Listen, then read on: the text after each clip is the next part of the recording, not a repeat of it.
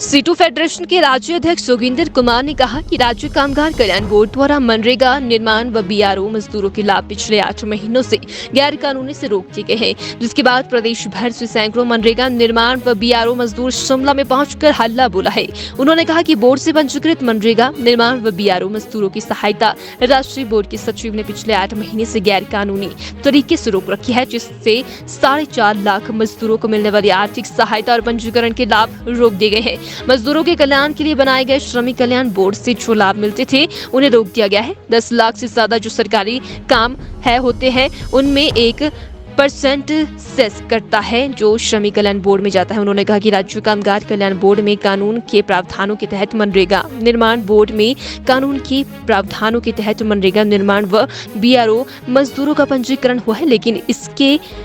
कानूनी लाभ अधिकारियों ने बोर्ड और सरकारी की अनुमति के बिना ही रोक दिए हैं। इसी प्रकार कानून के विरुद्ध मजदूर यूनियन को रोजगार पत्र जारी करने और सत्यापित करने के अधिकार को भी समाप्त कर दिया गया है। उन्होंने कहा कि यदि जल्दी ही मजदूरों के रुके हुए आर्थिक लाभों को बहाल नहीं किया जाता है तो पंचायत व ब्लॉक स्तर पर आंदोलन तेज होगा। मैं जोगिंदर कुमार हिमाचल प्रदेश CWFI का राज्य अध्यक्ष हूँ। आज पूरे हिमाचल प्रदेश के निर्माण के मजदूर, जिसमें मनरेगा मजदूर, गाँव का मजदूर, जितने भी 4 लेन में चल रहे हैं काम, आइडल का मजदूर, बीआरओ का मजदूर, हिमाचल प्रदेश से सभी जगह पे काम करने वाले निर्माण मजदूर यहाँ पे आए हैं। हिमाचल प्रदेश में जो श्रमिक कल्याण बोर्ड बना था, उस कल्याण बोर्ड से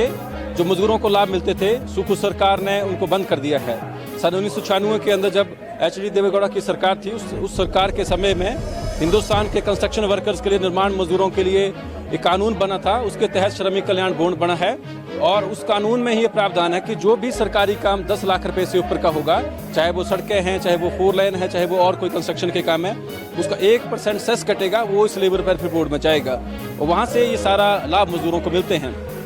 इस बोर्ड में सरकार का 1 पैसा नहीं जाता है। जो निर्माण मजदूरों को लाभ मिलते हैं, सरकार का उसके ऊपर कोई भी किसी भी तरह का वर्डन नहीं है, क्योंकि कंस्ट्रक्शन के काम, निर्माण के काम हमेशा चलते हैं और इस श्रमिक कल्याण बोर्ड के अंदर पैसों की कोई कमी नहीं है। मगर सुखू सरकार क्योंकि इस पैसे को हड़पना चाहती है, इसलिए इस मंशा के साथ इसने जो मजदूरों को मिलने वाले लाभ हैं, मजदूरों का पंजीकरण है, नवीनीकरण, उसको बंद कर दिया गया है। और हैरानी की बात यह है कि जो मुख्यमंत्री हैं